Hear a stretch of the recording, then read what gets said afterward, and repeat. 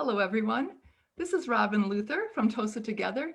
I'm delighted to welcome you to Tosa Talks, Building a Thriving, Diverse Community, an ongoing Facebook Live series proudly sponsored by our generous friends at Bostic. This three-track series was created to provide learning opportunities and foster meaningful discussions around racial and social justice issues in an effort to help build an inclusive, anti-racist community. Tosa Talks highlights the experiences and efforts of local neighbors, community leaders, business owners, employees, and government or organizational representatives, as well as provides relevant and sought-after information from local experts on anti-racist, equity, and inclusion issues. Tonight, we continue our personal stories track, which streams live at 7 p.m. on the second Tuesday of each month with a panel discussion featuring the founders of Tosa Together.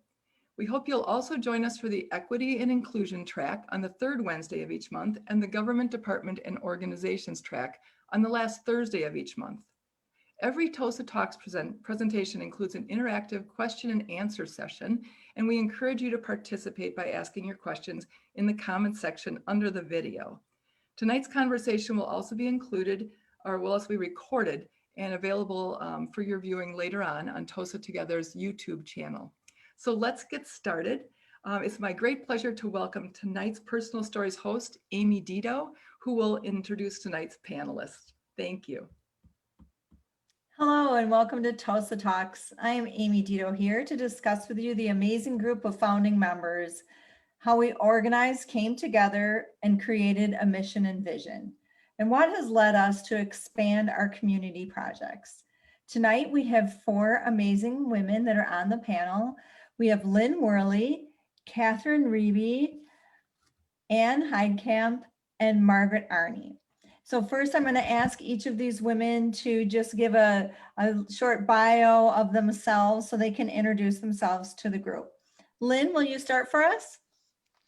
Good evening. Thanks for inviting me. I'm so excited to be here for this discussion.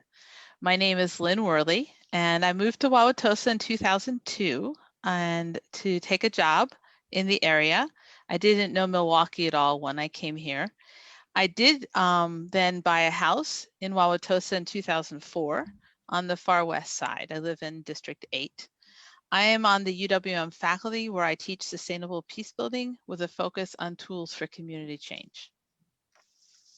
Thank you, Lynn. We're happy to have you here this evening. Catherine, can you introduce yourself?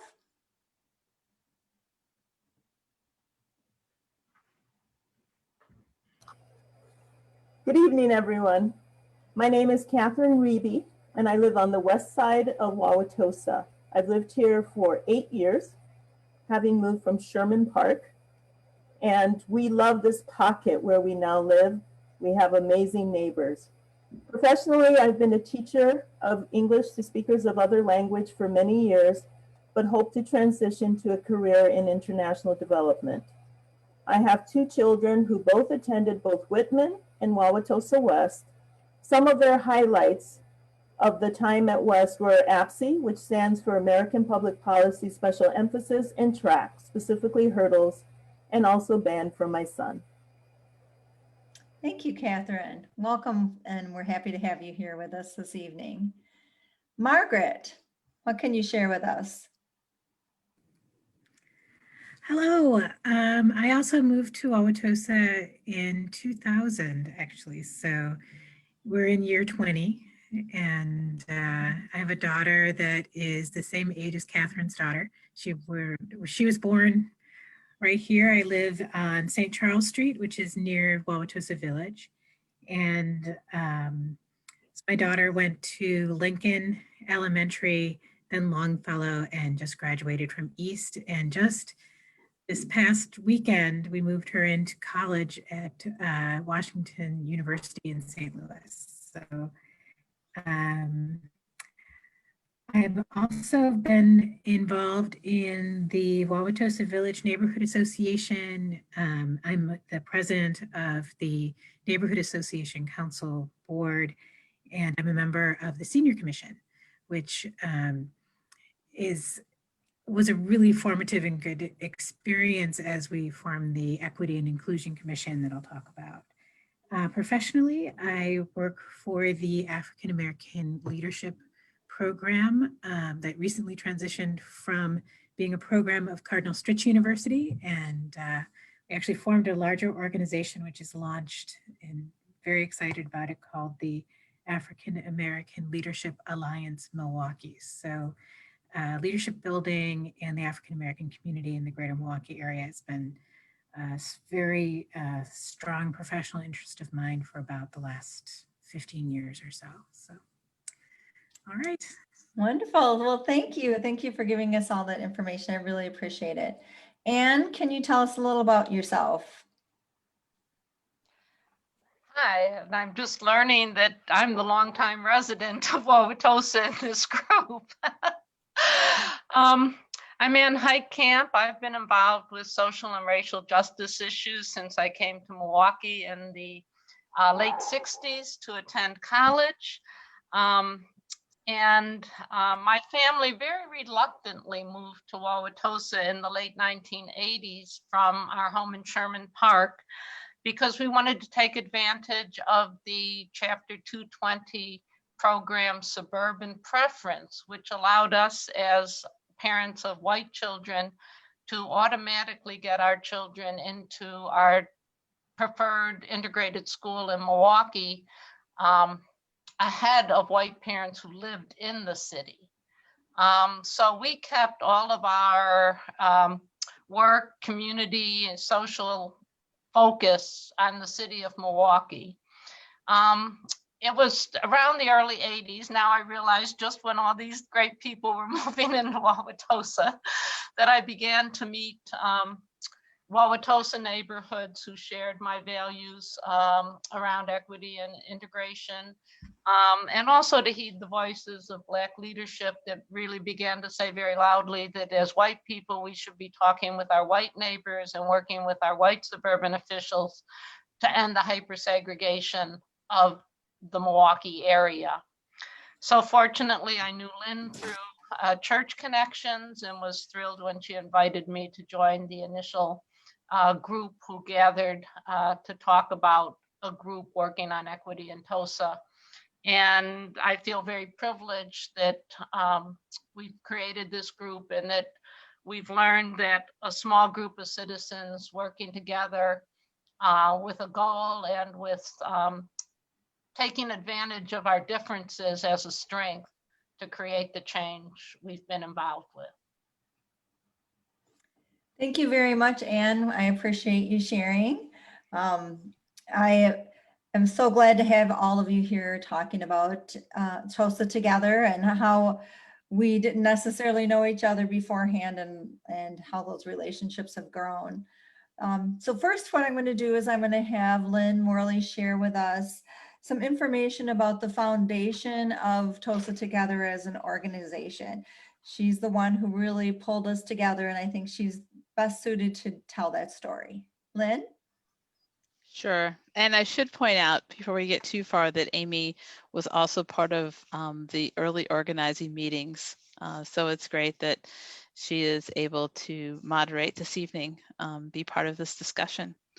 So the history of Tosa Together is, as Anne was starting to talk about, I think really comes out of the people who were at the first meeting finding themselves in a place where they needed to do something more than read the newspaper or I don't know, talk to friends. They need to actually organize. And so make it kind of more like a story.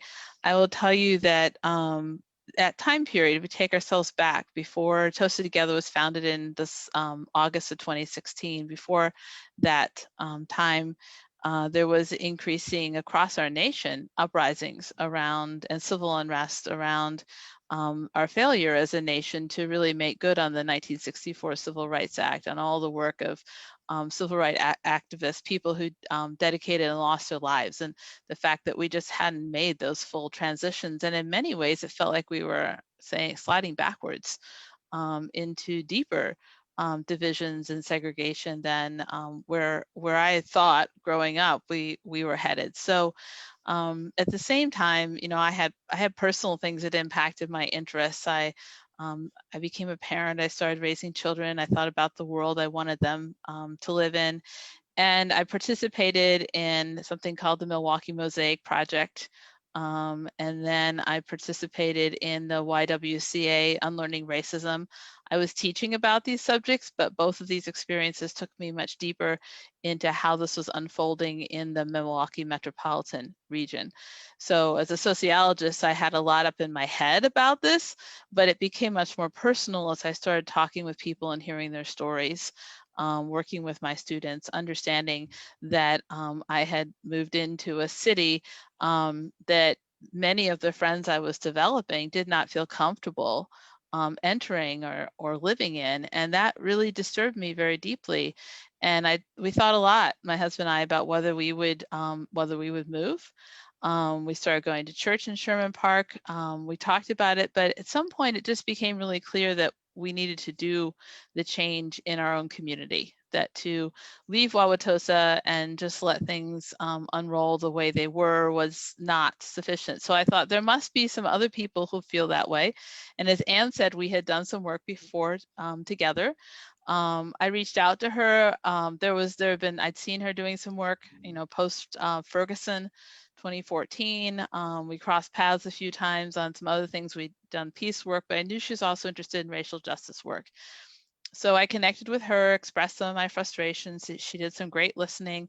And the Jay Anderson event happened in Madison Park, just half a mile from my house, and that increased my need to do something.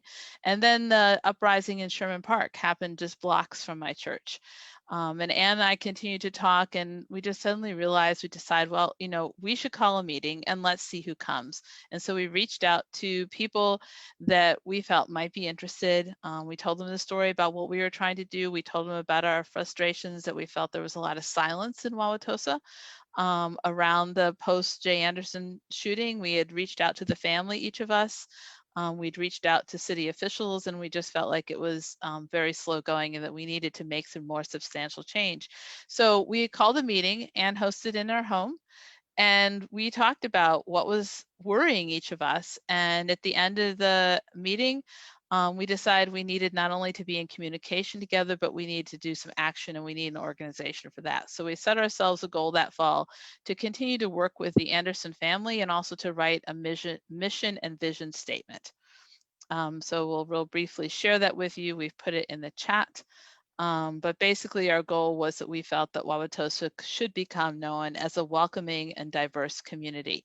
So we needed to stay put in our community, and we need to change that community. So we felt that as citizens, we would partner with our neighbors and with elected officials and public servants to live by our shared values of belonging, equity, and justice.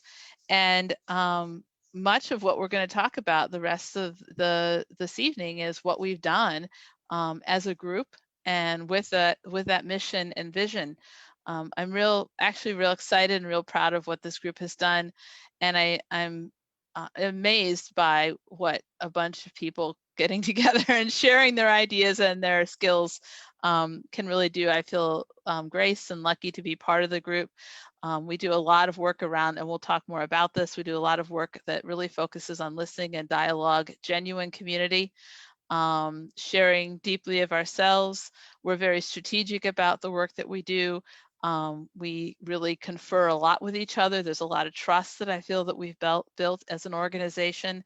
And we're very dedicated to, while we are working hard on ourselves and working hard on each other to improve ourselves as anti-racists and as pro-equity people, we really are trying to dig deep into systemic change and structural change. And that's what we'll talk more about tonight. So I think that we've realized, as I'll wrap up with this, that we realized in 2016 that we hit a nerve. We had an event, a speak out about the Jay Anderson case, and we held it in the Firefly Library, and it was full to overflowing. And we were like, whoa, we've really hit on something. And that made us really confident that this is Wauwatosa's time to arrive. Wauwatosa is ready to be diverse. It's ready to be proud of its diversity.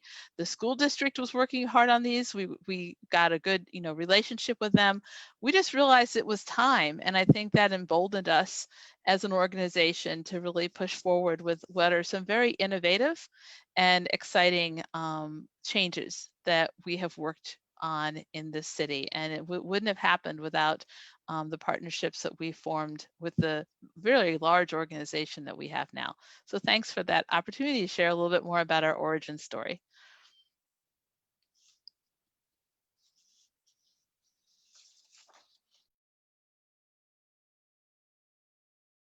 Amy, you're I muted. really appreciate that, Lynn. It's important for people to understand that it's just was, a small group of women that came together and thought change needed to happen, and just kind of getting that rolling. Catherine, can you share with us now how Tosa Together has developed a relationship with the Wauwatosa school system and some of the community outreach that we've done in the last few years? Sure. Starting with how I got involved, people look at me and see Black and assume I'm an African American, which I'm not. My parents are Nigerian, and I lived there for 15 years, even though I was born in this country. I know what it is not to be accepted because of the color of my skin, because of where I do or do not come from, because my educational experiences are different or unusual, because I talk or behave differently, and so on. And that is why the work of Tosa Together is so important. The people in this group are working towards a time when everyone feels welcome here in Wauwatosa and all are treated fairly. This is a mission worth getting behind. Lynn Worley and I have known each other for many years because one of her kids overlaps my two at the German Immersion School.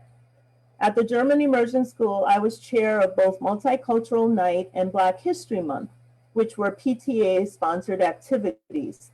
And Lynn became part of both of those committees and took over from me as chair when my kids graduated out of the school. I went on to initiate what I think was the first Black History Month assembly at Whitman Middle School, and later introduced an essay competition and other Black History Month activities. Lynn and I kept in touch during those years, sharing ideas and resources. In 2016, she informed me about a Tosa group which was about to form around equity issues and kept sending me emails about various goings-on. Frankly, I wasn't interested. I already had a pretty full plate and had no concept of the kind of group she was talking about. I finally attended a meeting, more as a favor to her than anything else, and during the discussion suggested that a Black History Month celebration would be a worthy early effort for the new group, because Black history is what I know how to do. And that's what we did. This past February was our fourth celebration at the library. Our celebrations feature speakers with some sort of Tosa connection, presentations from children in our Tosa schools as well as adults, and displays done by school children.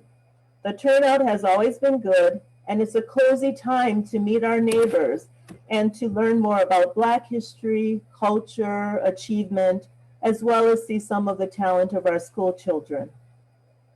I've been a PTA mom since my children were at the German Immersion School, and so that's how I first became active in the school district.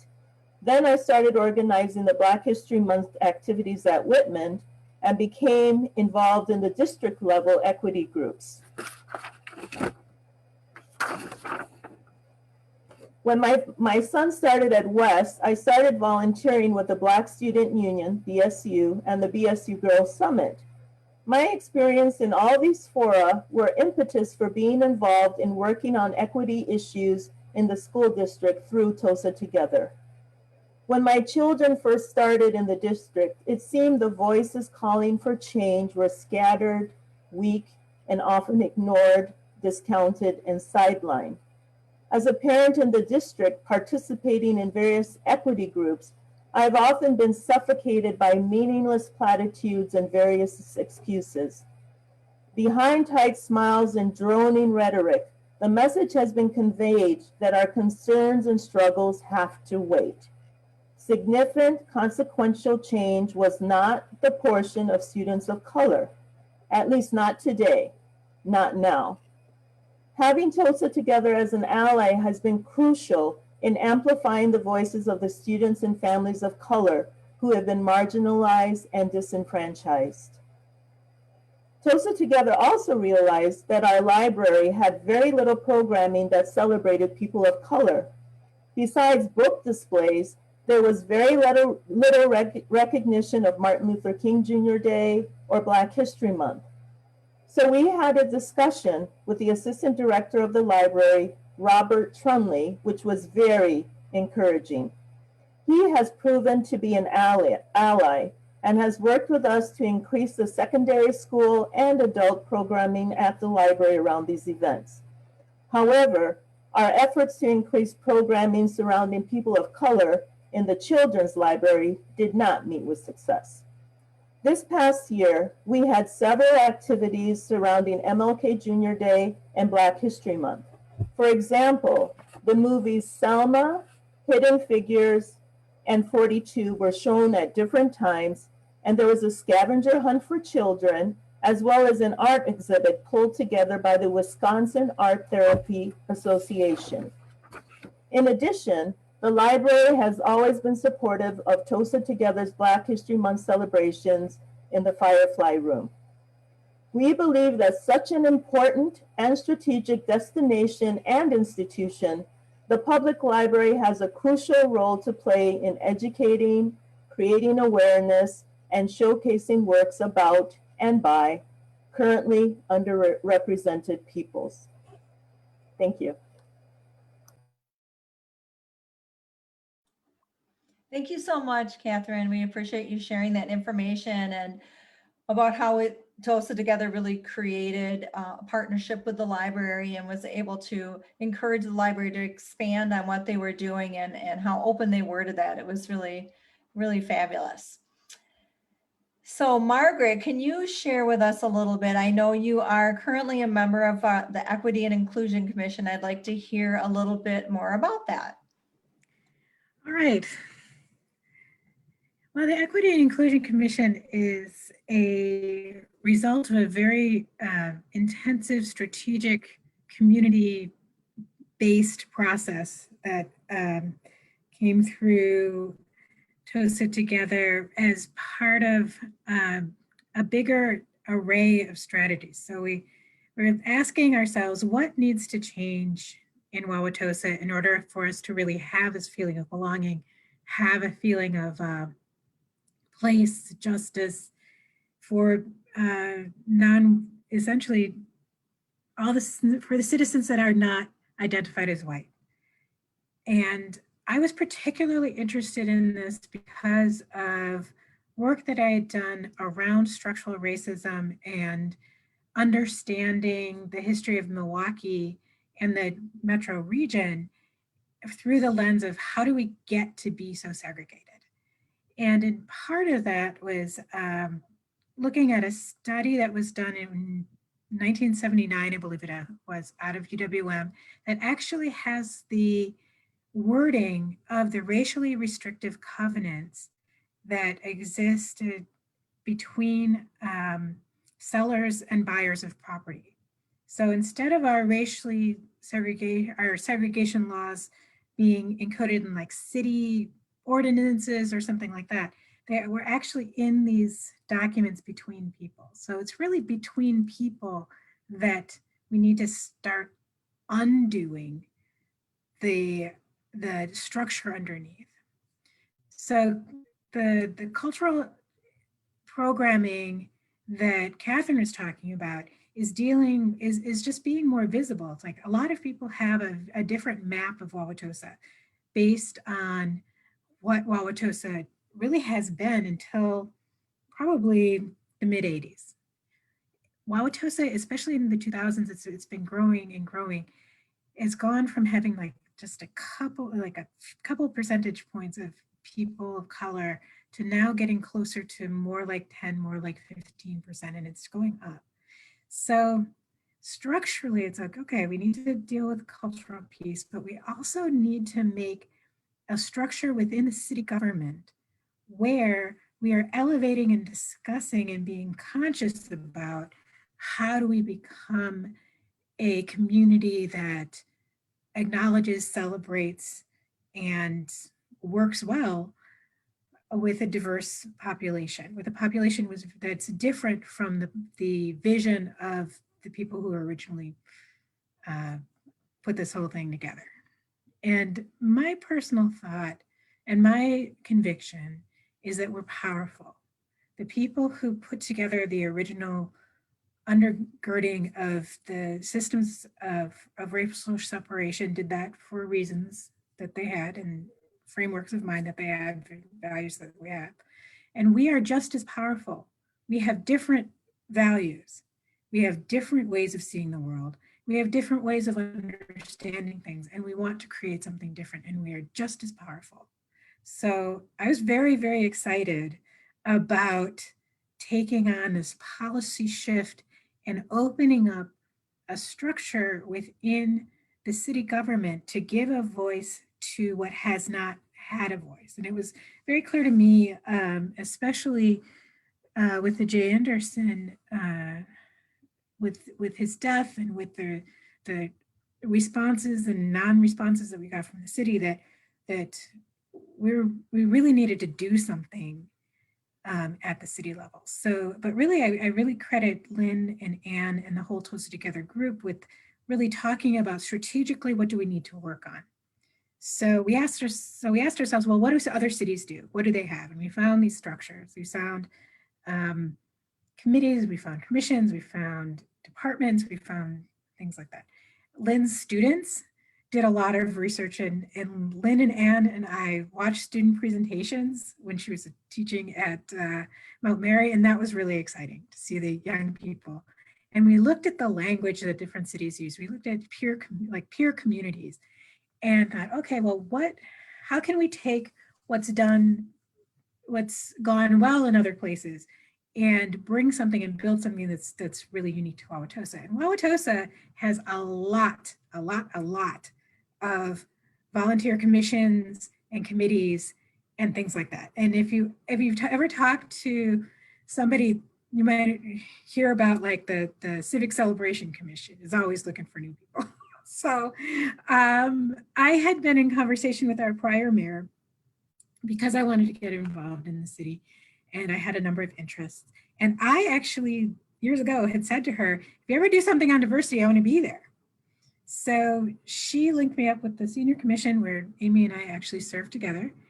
And so I was sitting on the senior commission. So when we talked about, well, what's a way that this can happen in Wauwatosa, this commission idea was something that we could see a clear path to. It's like, who do we talk to? How do we talk to them? What do they need to know from us? How do we make the case? And it was I so credit Lynn and Anne for the very, very meticulous work in talking to the alder people, talking to members of our group, and continually inviting people in, having people who lived in the alder people's districts have strategic conversations with alder people. We didn't come in with a fixed idea. We came in with a framework and a concept of how this could work, and then talked and evolved that idea step by step within all of these conversations and with the background research. And it was really impressive. It was very impressive to the elected officials who were hearing it. They felt heard, I felt, and respected and understood. Oh, time, okay. And so we ended up making presentations that were of draft legislation to the Government Affairs Commission, having some public conversation about that. And that became, that went from Government Affairs to the Common Council. And for the last year, we're celebrating our first year. We've had the commission, and what we do is we advise the Common Council and we advise the mayor about what needs to happen for Wauwatosa to be a more equitable, inclusive community that celebrates diverse identities in the city of Wauwatosa and addresses the history of our segregation. So, and three things that have come out of that, we've really been a listening ear to the public, receiving a lot of public comment. We've advised, and it's turned into legislation to get a ban on chokeholds in Wauwatosa. And we've joined over 100 major employers to be the only municipality that has signed up on something called the Region of Choice Pledge with the Metropolitan Association of Commerce, so that we've really made a commitment to increasing the diverse hiring within the city.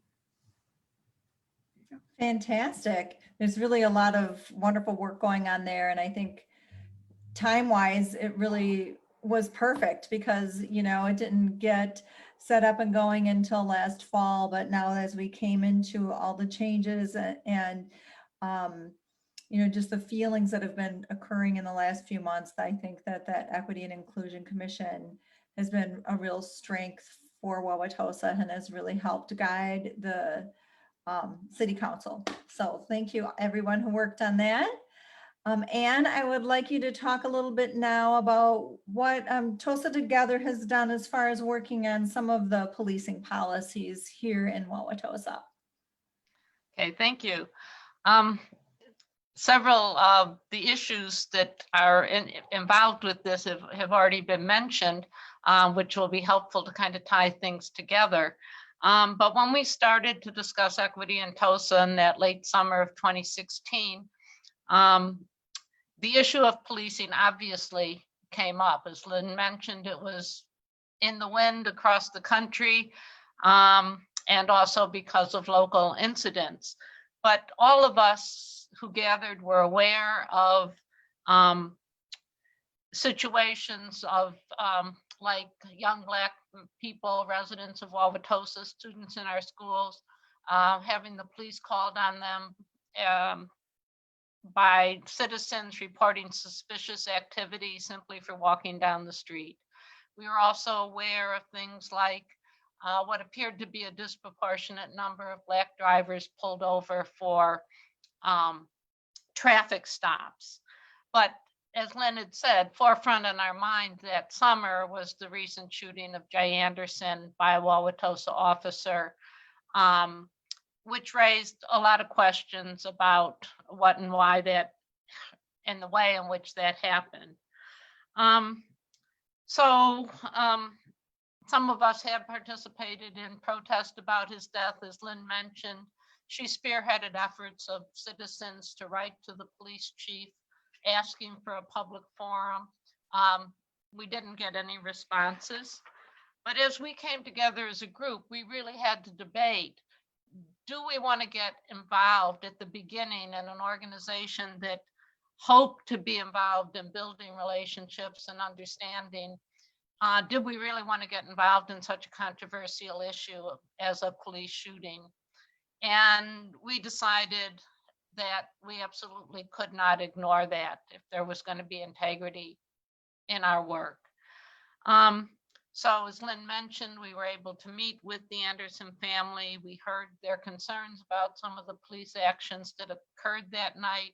We were disturbed by the fact that there was no body cams by Tosa officers that could have helped clarify the situations. We approached the mayor to see if the police chief wouldn't host a community forum, would the mayor host a community forum? And we're informed that all public officials in Tosa were told that they could not say anything about the case as long as it was still under investigation by the DA. So we decided that we would have to host the forum. And as Lynn said, we were very pleased and encouraged that so many Wauwatosa citizens did come out and share similar concerns that we had, both about the Anderson case and more broadly about policing in Tosa.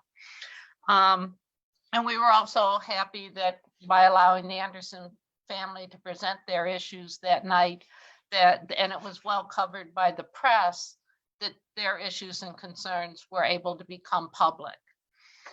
But once the DA ruled that the officer would not be charged, we did arrange for a meeting with the police chief and the head of the the Fire and Police Commission, and raised the more systemic long-term changes that we hoped that the police department would make to increase equity in our policing practices.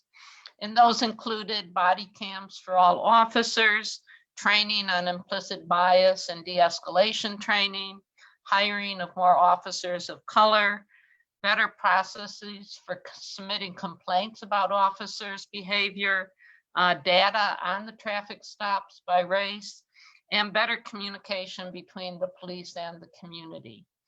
The meeting was very cordial, but beyond saying that they were working on more diverse hiring and that body cams was more of a budget issue than did they want them issue, the chief made it clear that he saw little need for additional changes of the type we were recommending.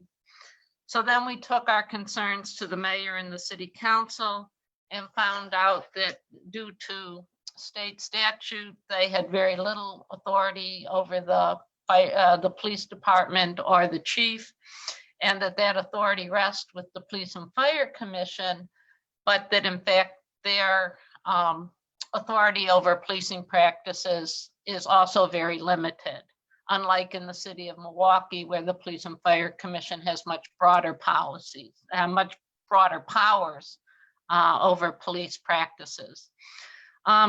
So as we decided that we really could not directly pursue effectively changes in the police department, we did, as Margaret spoke about, say, what can we do? What can the city council enact that will lead us towards more equity in Tosa, and began doing the research and the communication and relationship building around the Equity and Inclusion Commission. But of course, in 2020, the policing issues have come again to the forefront. Starting with the shooting of a young Black man, Alvin Cole, near Mayfair Mall, his death by a Wauwatosa police officer. We began to prepare a response, and then came the news of the George Floyd death in Minneapolis, which again got the national conversation going about racial bias in policing. And the city council, the mayor, did immediately step forward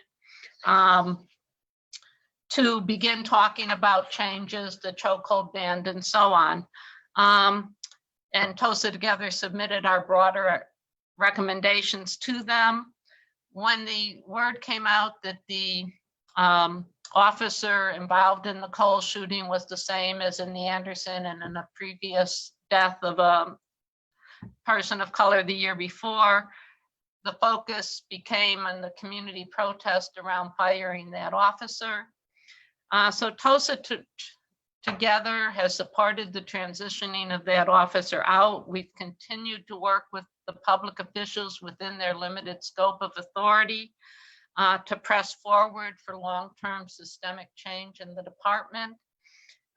It's become clear that those changes probably can't happen under the current leadership. And so we've begun to explore ways to use citizen involvement to influence that change.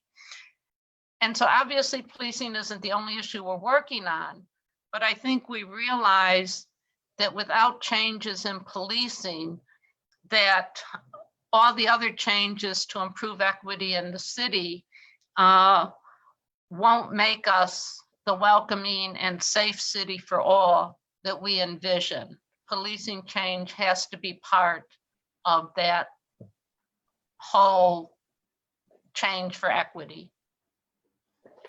Thank you so much, Anne. I appreciate the way that you described how Tosa Together is really working on change and trying to work with the police department on making sure that people are trained properly and are getting the right kind of education that they need, the officers, and that makes a big difference. And also getting those things in place like no chokeholds and getting cameras for the officers as part of the budget, so that that's good for the officers and it's good for all of the citizens. So we really appreciate that.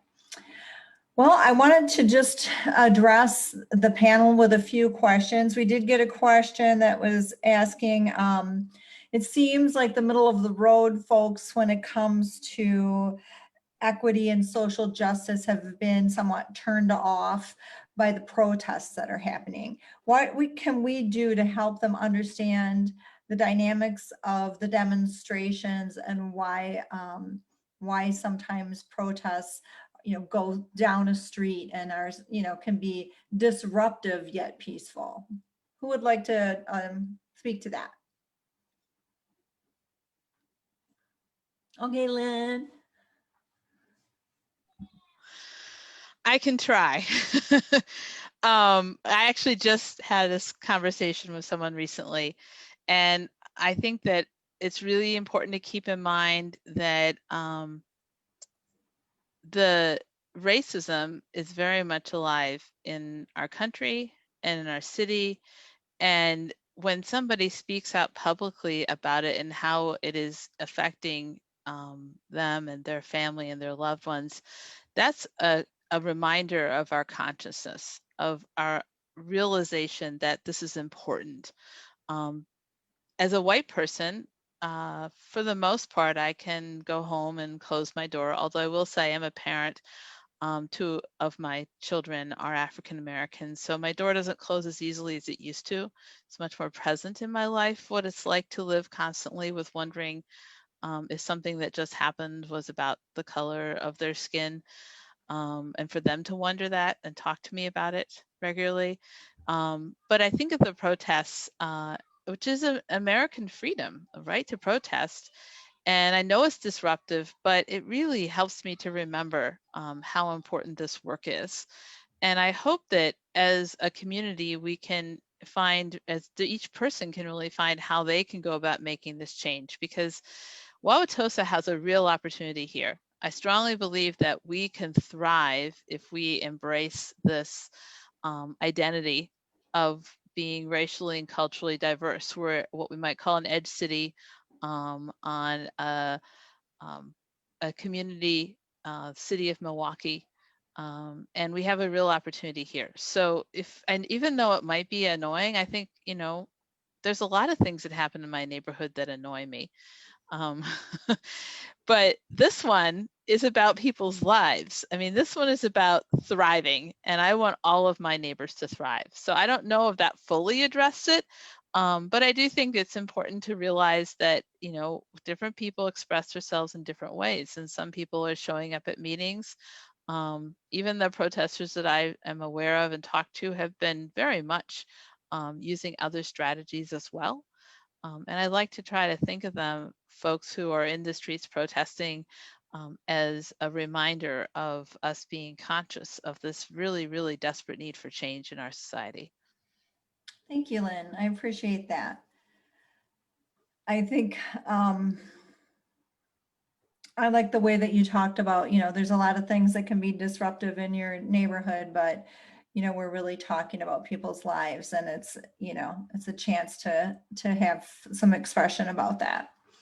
We have a great question from one of our listeners who is really trying to seek and understand all perspectives, and he's wondering whether Tosa Together also knows what biases, concerns, and misconceptions and fears that exist about living with minorities and why. I would like to say a little bit of something about that when I grew up in an all-white community for my entire, kindergarten through 12th grade. And when I came to Milwaukee, there were times that I had reacted differently than I wished I had. I felt I reacted differently when a group of young Black men walked past me than when a group of young white men walked past me. And so I did myself think about where are these biases and how do we know they exist? Yes, I think that people in Tosa Together know they exist. But I think it's really great that this man asked this question, why do they exist? And I would ask that he really look into what redlining is. I didn't even know what redlining was, to be frank, till just a few years ago. And I didn't know the full extent of it until we had Reggie come and speak at one of the community forums that we did through Tosa Together.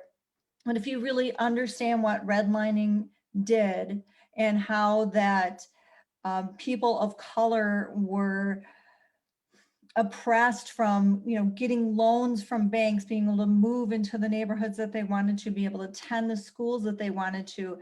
When you see the background and the history, it really helps you kind of understand why there's these biases in our minds as white people, and also just the skewing of the media. I mean, the stories that the media has chosen to cover for so many years in our local newspapers can really make a difference in how what ignites your fear.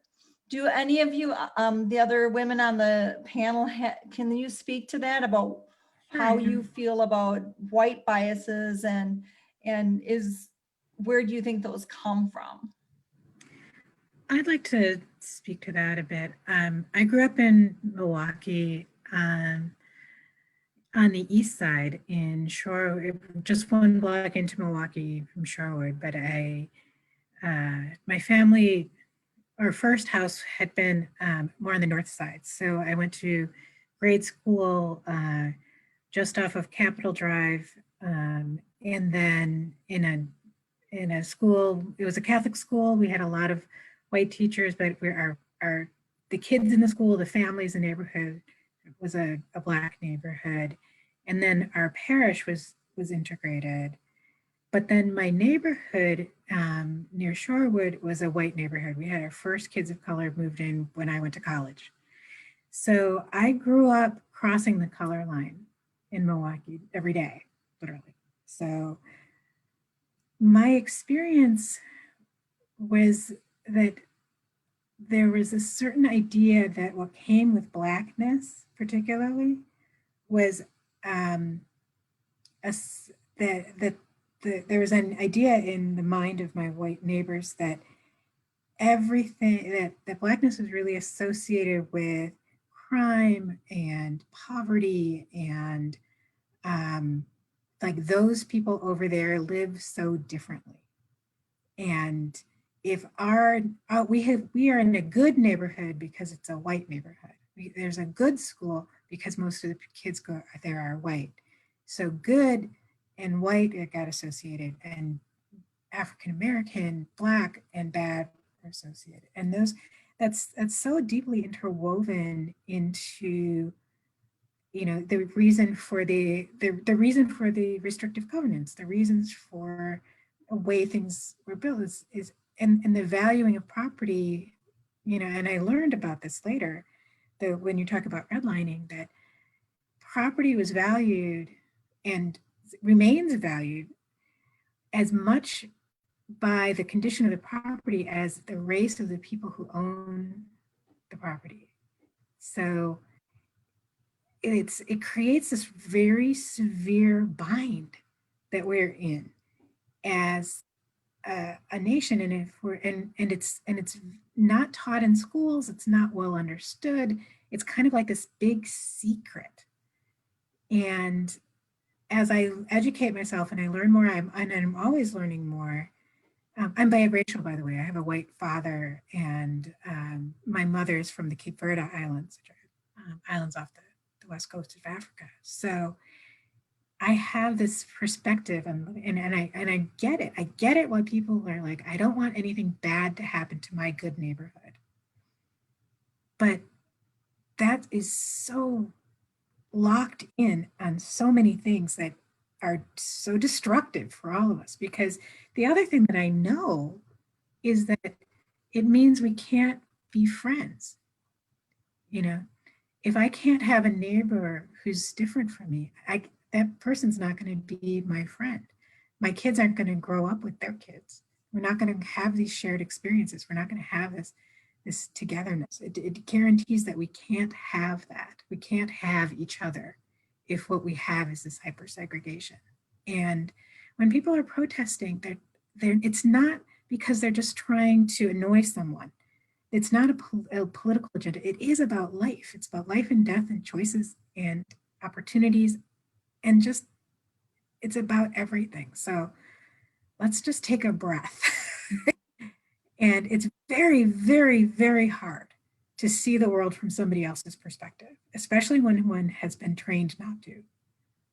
So that's something that I respect and understand. What I wonder about though is people just cannot see, like, what are you not seeing about Officer Mensa or about police brutality or whatever? What aren't you not seeing is the question that I have in my I think, thank you, Margaret. I appreciate that input. And it sounds to me like it would be a great opportunity for Tosa Talks to continue that conversation about the biases that that our neighbors in Wauwatosa are concerned about, and kind of addressing that with them, and looking back through history and unweaving some of that, so there's a better understanding of why do you feel differently, and challenge yourself a little bit about, is that real, or is that contrived by the information that we've received.